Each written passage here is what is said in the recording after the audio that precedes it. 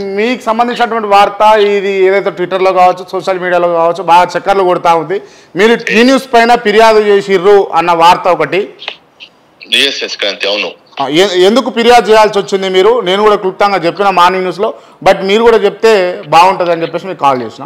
Actually Kranti నిన్న all of sudden అంటే మా కాన్స్టిట్యున్సీ బెల్లంపల్లి నియోజకవర్గంలో అంటే వాట్సాప్ గ్రూప్ ఒకటి ఉండేది. ఓకే, దాంట్లో ఒక న్యూస్ చూడడం జరిగింది. అంటే టీ న్యూస్ వాళ్ళు ఒక న్యూస్ చదువుతా ఉన్నారు. ఏంటంటే Gautam Adani group of companies కి రేవంత్ రెడ్డి గారు 10% కమిషన్ బేస్ మీద సింగరేణిని అమ్ముకోవడానికి అని చెప్పి సిద్ధపడతా ఉన్నాడు. అండ్ దాని తర్వాత 3% కోల్ సేల్ మీద ఎమ్మెల్యే గడ్డం వినోద్ గారికి వివేక్ చెన్నూరు ఎమ్మెల్యే వివేక్ గారు కూడా షేర్ వస్తుందని చెప్పేసి, అండ్ దీంట్లో పొంగులేటి శ్రీనివాస్ రెడ్డి గారికి కూడా ఆయన ఇన్వాల్వ్ అయి ఉన్నారని చెప్పేసి ఒక వార్త నేను న్యూస్ చూడడం జరిగింది. అది టీ న్యూస్ వాళ్ళు చదువుతా ఉన్నారు. దీన్ని వాట్సాప్ లో బెల్లంపల్లి నియోజకవర్గ గ్రూప్ లో సర్క్యులేట్ చేయడం జరిగింది. సో దానికి సంబంధించి నేను ఇమీడియట్ గా రామగుండము సిపి శ్రీనివాసులు గారికి నేను complaint by way of email and DGP గారికి కూడా నేను మార్క్ చేయడం జరిగింది. ఆయన ఇమీడియట్ గా సిపి గారు రియాక్ట్ అయితే ఆయన వెంటనే ఫోన్ చేస్తున్నారు. నాకు అసలు ఏం జరిగిందని అడిగితే ఈ ఇన్సిడెంట్స్ అన్ని కూడా నేను నరేట్ చేసిన తర్వాత ఎవరైతే ఆ ఒక మెసేజ్ ను సర్క్యులేట్ చేసినారో వాళ్ళ మీద నిన్నే ఇమీడియట్ గా సిపి గారు అంటే రియాక్ట్ చేసి అక్కడ కన్సర్న్ బెల్లంపల్లి కాన్స్టిట్యున్సీకి అక్కడికి వాళ్ళ టీమ్ ను పంపించి ఎంక్వైరీ చేసేసి వాళ్ళ మీద ఎఫ్ఐఆర్ కూడా కట్టడం జరిగింది. కాంతి అండ్ 88 సెక్షన్ క్రైమ్ నంబర్ నేను ఒకసారి 80 నాకు గుర్తుంది 80 of 2024 Bellampalli town police station లో క్రైమ్ రిజిస్టర్ అయింది వాళ్ళ మీద, ఎవరైతే మెసేజ్లు సర్క్యులేట్ చేస్తున్నారు. సరే, సర్క్యులేట్ చేస్తున్న ఇప్పుడు సర్క్యులేట్ చేస్తున్న వాళ్ళ మీద మీరు యాక్షన్ తీసుకోవాలి అనుకుంటారా, లేకపోతే టీ న్యూస్ యాజమాన్యం మీద తీసుకోవాలి? అదే నేను అదే చెప్పబోతున్నాను. ఎవరైతే సర్క్యులేట్ చేస్తున్నారో వాళ్ళ మీద చర్య తీసుకోవాల్సింది తప్పదు. ఎందుకంటే ఏ మెసేజ్ బట్టి ఆ మెసేజ్ ను అడ్డగోలుగా సర్క్యులేట్ చేయడం వల్ల ఇప్పుడు ప్రభుత్వంలో ఒకటి చూడండి క్రాంతి, సింగరేణిని ప్రైవేటైజ్ చేయడము అది ఎవరి అంటే ఓన్లీ స్టేట్ గవర్నమెంట్ పరిధిలో కూడా ఉండదు. ఎందుకంటే some percentage of share central government ఉంటుంది, some percentage of share state government. దీన్ని ప్రైవేటైజ్ చేసేసి అమ్మాలనుకుంటే ఓన్లీ కేవలం రేవంత్ రెడ్డి గారు లేకపోతే శ్రీనివాస్ రెడ్డి గారు లేకపోతే వినోద్ వివేక్ ఎమ్మెల్యేలు అనుకుంటేనే జరిగే పని కాదు ఇది. సో కాబట్టి ఇది ఒక వార్తను అంటే టీ న్యూస్ వాళ్ళు ప్రచురితం చేయడం అనేది అది నిజంగానే అది అంటే సిగ్గుపాటు చర్య. ఇప్పుడు టీ న్యూస్ ఎవరిది అనేది మనకు తెలుసు, ఈ రోజు అధికార పార్టీ ఎవరిది ఉన్నది అనేది మనకు తెలుసు. సో అంటే కాంగ్రెస్ మీద ఇప్పుడు ఎన్నికల టైంలో కేవలం దీని మీద దుమ్మెత్తి పోసేసి అండ్ ఇప్పుడు ఏదో ఎన్నికల టైంలో పబ్బం ప్రయత్నం చేస్తుంది అని అంటారు. అంతే కదా, ఇప్పుడు బట్టకాల్సి మీదేసినట్టు ఇది అన్నట్టు. అంటే పార్లమెంట్ ఎలక్షన్ టైంలో వాళ్ళు ఎంపీలు గెలవాలనుకుంటే కాంగ్రెస్ పార్టీని డిఫెమ్ చేయాలి. డిఫెమ్ చేయాలంటే మోర్ పర్టికులర్లీ సింగరేణి కాలనీస్ అమ్ముతారంటే సింగరేణి కాలనీస్ కి సంబంధించిన పార్లమెంట్ అభ్యర్థులు ఎవరెవరైతే ఉన్నారో అంటే ఇప్పుడు వినోద్ వివేక్ వాళ్ళ అంటే నెవ్యూ అంటే వినోద్ నెవ్యూ అంటే వివేక్ గారి సన్ అక్కడ పెద్దపల్లి పార్లమెంట్ ఎంపీగా పోటీ చేస్తారు. ఓకే, సో అంటే వాళ్ళని డిఫెమ్ చేస్తే ఆ ఓట్లు కాస్త చీల్తాయని చెప్పేసి సింగరేణి ఎంప్లాయీస్ అంతా కూడా ఓట్లేరనే ఉద్దేశంతో అది ఈ రోజు న్యూస్ చదివేసి దాన్ని న్యూస్ ప్రచురితం చేయడము, దాంట్లో మళ్ళీ ఆ బీఆర్ఎస్ నాయకులు ఇన్వాల్వ్ అయ్యేసి ఆ బీఆర్ఎస్ నాయకులంతా కూడా సోషల్ మీడియాలో వైరల్ చేయడం అంటే ఇదంతా కూడా మేము అంటే కాంగ్రెస్ పార్టీ లీగల్ సెల్ నుంచి ఎట్టి పరిస్థితుల్లో స్పేర్ చేయడం లేదు. అండ్ ముఖ్యమంత్రి గారి క్లియర్ ఇన్స్ట్రక్షన్స్ కూడా లీగల్ సెల్ కు ఉన్నది. ఎవరైతే ఇటువంటి తప్పుడు ప్రచారాలు చేసినా అండ్ ప్రభుత్వం మీద అన్నెసెసరీ డిఫమేటరీ స్టేట్మెంట్స్ ఏం చేసినా కూడా ఒకవేళ ముఖ్యమంత్రినే కాదు ఏ ప్రజాప్రతినిధి మీద కూడా ఇటువంటి అనుచిత వ్యాఖ్యలు చేస్తే మనకు చర్య తీసుకోండి, ఖచ్చితంగా వాళ్ళ మీద కేసులు రిజిస్టర్ చేయండి అని చెప్పేసి ముఖ్యమంత్రి గారు అంటే మోర్ పర్టికులర్ ఆదేశాలు ఇవ్వడం జరిగింది. ఇదే విషయం నేను నిన్న రామగుండం సిపి గారు ఆయన ఎప్పుడైతే ఫోన్ చేసినారో ఆయన చెప్పడం జరిగింది. ఆయన ఇమ్మీడియట్ గా రియాక్ట్ అయ్యేసి దాని మీద వాళ్ళ మీద కేసు రిజిస్టర్ చేసినారు, దాని మీద ఎంక్వైరీ జరుగుతుంది. మీరు ఏ సెక్షన్ల మీద కేసు నమోదు చేయించారు? ఇప్పుడు సర్క్యులేట్ చేసిన వాళ్ళ మీద వాళ్ళు సర్క్యులేట్ చేసినందుకు వాళ్ళ మీద కేసులు రిజిస్టర్ అయినాయి. 505 అండ్ 501(1)(c) కింద వాళ్ళు కేసు రిజిస్టర్ చేసినట్టుగా నేను ఎఫ్ఐఆర్ చూసిన. సరే, అది ఎంత మట్టుకు దాంట్లో అంటే ఇది నిలబడే కేసా లేకపోతే వట్టిగా మీరు ఇచ్చారు కాబట్టి తీసుకున్నారా వాళ్ళు? ఎట్లా క్రాంతి, ఇప్పుడు నిలబడకుండా ఇప్పుడు ప్రభుత్వంలో మేము ఉన్నాం కాబట్టి ఎట్టి పరిస్థితుల్లో నేనంటే ఒక అడ్వకేట్ గా ఖచ్చితంగా వాటి మీద చర్య తీసుకొని వాళ్ళ మీద శిక్ష పడేంత వరకు కూడా ఎట్టి పరిస్థితుల్లో దోషులను వదిలిపెట్టేది లేదు. అంటే నేను ఏమంటున్నానంటే ఇది సర్క్యులేట్ చేసినోడు కాదు, అసలు క్రియేట్ చేసిన న్యూస్ క్రియేట్ చేసిన వాళ్ళు ఎట్లా క్రియేట్ చేసిన అన్నది దీన్ని కూడా దృష్టి పెట్టుకొని ఇప్పుడు ఇంతసేపు మనం మాట్లాడుకున్నాము. ఒక అడ్వకేట్ గా మీరు అక్కడ జరిగినటువంటి సిచ్యువేషన్ అంతా చెప్పారు, నరేటివ్ చేశారు కదా. నేను కాంగ్రెస్ పార్టీ లీడర్గా మిమ్మల్ని కొన్ని ప్రశ్నలు అడగవచ్చా? ఏ విధంగా అడగొచ్చు, నేను దేనికైనా సమాధానం చెప్పండి, నేను సిద్ధంగా ఉన్నాను. రైట్.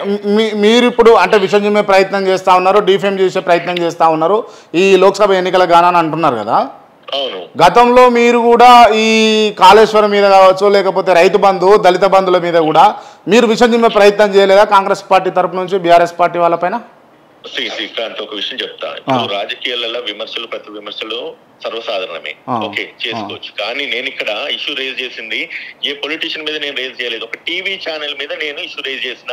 ఓకే, అంటే కాంగ్రెస్ పార్టీకి సంబంధించి ఇప్పుడు ఛానల్స్ లేవంటారా మీరు? వినండి క్రాంతి, ఏ టీవీ అయితే ఎన్టీవీ న్యూస్ ఏదైతే ప్రచురితం చేసిందో ఆ వార్త మీద నేను ఇది ఇష్యూ ఎక్స్ప్లెయిన్ చేయడం జరిగింది. అది నేను రామగుండం సిపి గారికి కదా, హైదరాబాద్ సిపి గారికి కూడా నేను by way of email and WhatsApp కూడా నేను మెసేజ్ పెట్టడం జరిగింది. మరి రామగుండం హైదరాబాద్ సిపి నుంచి నాకు ఎటువంటి రిప్లై రాలేదు. ఒకవేళ ఈ రోజు కనుక రిప్లై రాకపోతే నేను దాన్ని ఖచ్చితంగా దాన్ని ఎక్స్ప్లెయిన్ చేసేసి డీజీపీ గారి దృష్టి కూడా నేను తీసుకెళ్తా. ఇప్పుడు మీరు అనుకున్న ప్రశ్నకు నేను సమాధానం ఏం చెప్తున్నానంటే, రాజకీయాలలో విమర్శలు, ప్రతి విమర్శలు ఉంటాయి, అది తప్పని కాదు. కానీ మీడియా జర్నలిజం గురించి మీరు చాలా మాట్లాడేది నేను వింటా ఉంటా. జర్నలిజం లో ఒక ట్రూత్ ఉంటుంది, హానెస్ట్ ఉంటుంది, దాన్ని పబ్లిక్ నమ్ముతారు. ఈ రోజులలో రాజకీయ నాయకులను నమ్మకపోయినా కూడా టీవీ ఛానల్, మీడియా ఛానల్ నమ్మే విధంగా ఈ రోజు జర్నలిజం ఉండాలన్నది నాకు దృక్పథం, నాకు ఉద్దేశం. అంతేగాని జర్నలిజం ను కూడా మీరు రాజకీయం చేసి ఇప్పుడు ఇస్తే కనుక టాలరేట్ చేసే మూడు లైఫ్ మేము ఎవరం కూడా ఉండమని చెప్పి తెలియజేస్తున్నాం. రైట్. ఇప్పుడు మాలాంటి జర్నలిస్టులను మనుగడ లేకుండా అంటే కాంగ్రెస్ పార్టీ కావచ్చు, బీఆర్ఎస్ కావచ్చు, వాళ్ళకి సంబంధించిన పార్టీ నాయకులే ఛానల్ పెట్టుకొని నడుపుతూ ఉంటే ఇక నాణ్యమైన వార్తలు ఏడొస్తాయంటారు సార్ మీరు? నాణ్యమైన వార్తలు రానప్పుడు నాలంటూ ఎవడోడు తయారైతే వాళ్ళు ఖచ్చితంగా అటాక్ చేస్తారు.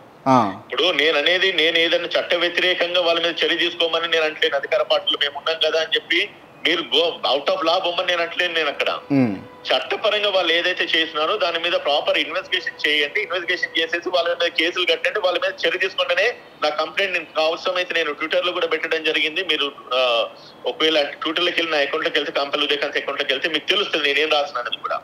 నేను ఎక్కడ కూడా నేను ఒక పొలిటీషియన్ గా నేను అక్కడ నేను ఎక్స్ప్రెస్ చేయలేను నా వ్యూని. ఒకవేళ Congress party legal cell represent చేస్తూనే ఏదైతే జరిగిందో అటువంటిది మళ్ళీ పునరుద్ధరణ చూడాలి. అండ్ ఇటువంటి రాంగ్ మెసేజ్ ను పబ్లిక్ లో సర్క్యులేట్ చేయడం మాత్రము ఎటువంటి పరిస్థితుల్లో మా ప్రభుత్వం స్పేర్ చేయదన్నది నాకు ఉద్దేశం. Right, done sir. అండ్ ఇంకోటి ఏంటంటే ఇప్పుడు మీరు టీ న్యూస్ పైన వచ్చినటువంటి టీ న్యూస్లో ప్రచురితమైనటువంటి వార్తల పైన మీరు స్పందించి సుమోటోగా మీరు టేకప్ చేశారు కదా ఈ ఇష్యూని. రైట్. మీరు V6 వెలుగులో వచ్చినప్పుడు కూడా మీరు ఈ విధంగా తీసుకుంటారా? 100% నేను చేస్తా అని చెప్పి నీకు మాటిస్తున్నా. మీడియా ఛానల్స్ ఇప్పుడు మేబీ వెదర్ చూస్తున్నారు కాబట్టి ఒకవేళ గనక అటువంటి జరిగి నా దృష్టికి వచ్చి ఎవరైనా నష్టపోయిన వాళ్ళు ఉంటే గనక నా దగ్గర తీసుకురమ్మనండి, వాళ్ళ మీద ఖచ్చితంగా ఒక న్యాయవాదిగా అయితే నేను రియాక్ట్ అవుతుంది. Right sir, thank you. Right అండి, నమస్కారం. మొత్తానికి నిజంగా అంటే మీడియా ఛానల్లో అమ్ముడుపోయినా, లేకపోతే కొంతమంది జర్నలిస్టులు అమ్ముడుపోయినా, లేకపోతే రాజకీయ నాయకులు ఈ రాత్రి పొద్దుమీకి ఒక పార్టీ నుండి పొద్దుగాల్లో ఒక పార్టీలా ఉన్నా అంతో కొంత వ్యవస్థ నడుస్తూ ఉంది.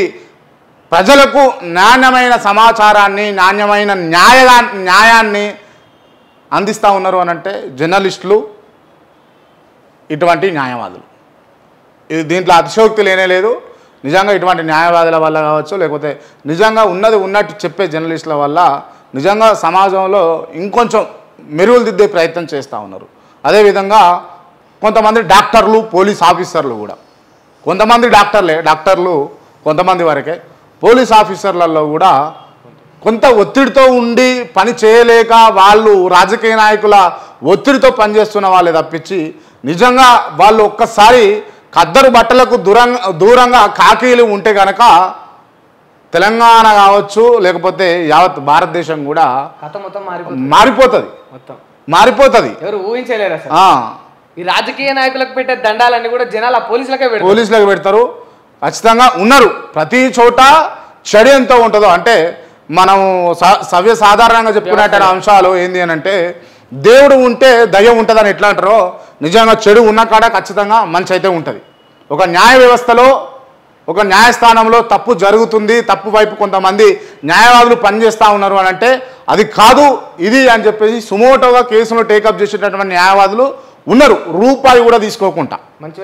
అదేవిధంగా పోలీస్ వ్యవస్థలో నిజంగానే అంటే ఎట్లా పడితే అట్లా మాట్లాడేటటువంటి, లేకపోతే గర్వంతో, లేకపోతే ఓ రకంగా చెప్పాలంటే వాళ్ళకున్న ఈగో, యాటిట్యూడ్, పొగరు, మాట్లాడేటటువంటి వ్యక్తులు ఉన్నటువంటి అదే వ్యవస్థలో చాలా రెస్పెక్టివ్గా సాధారణమైనటువంటి మధ్యతరగతి కుటుంబాలకు చెందినటువంటి వ్యక్తులు పోయినా కూడా కూర్చేసి కూర్చోబెట్టి దండం పెట్టి వాళ్ళ సమస్య ఏందో తెలుసుకునేటటువంటి పోలీసులు కూడా ఉన్నారు. ఇదే వ్యవస్థలో నీకు చీమ గరిచినా ఆపరేషన్ చేయాలనేటటువంటి డాక్టర్లు ఉన్న వ్యవస్థలో నీకు యాక్సిడెంట్ అయి నువ్వు చచ్చిపోతావు, నీ బ్రెయిన్ డెడ్ అయింది అన్న సిచ్యువేషన్లో కూడా నిన్ను బతికిచ్చి వట్టిగా నిన్ను ₹1 కూడా తీసుకోకుండా నిన్ను పంపించేటటువంటి డాక్టర్లు కూడా ఉన్నారు. మంచి ఎంత ఉందో చెడు కూడా అంతే ఉంది. దయచేసి మిత్రులారా, ఖచ్చితంగా నిజంగా మీకు వాళ్ళ నుంచి మంచి అనిపిస్తున్నది, వాళ్ళు న్యాయబద్ధంగా ఉన్నారు, న్యాయపరంగా ఉన్నారు, వాళ్ళు నిజంగానే నైతిక విలువలతోటి వాళ్ళు వ్యవహారం చేస్తూ ఉన్నారు అని అన్నప్పుడు ఖచ్చితంగా ఆ వ్యక్తికి సపోర్ట్ చేయాలి. అది నేనైనా, మీ పక్కన వాళ్ళైనా, మీ ముందటి వాళ్ళైనా, వాళ్ళు ఏ వ్యవస్థలో ఉన్నా, ఏ కులంలో ఉన్నా, ఏ మతంలో ఉన్నా కూడా మంచోని ఎంకరేజ్ చేయాలి. మన కులం కూడా అని చెప్పి చెడ్డోని కూడా ఎంకరేజ్ చేసాం అనుకో, మననే తొక్కి రేపు వాడు అధికారంలో కూర్చొని చలామణి అవుతా ఉంటాడు. రైట్.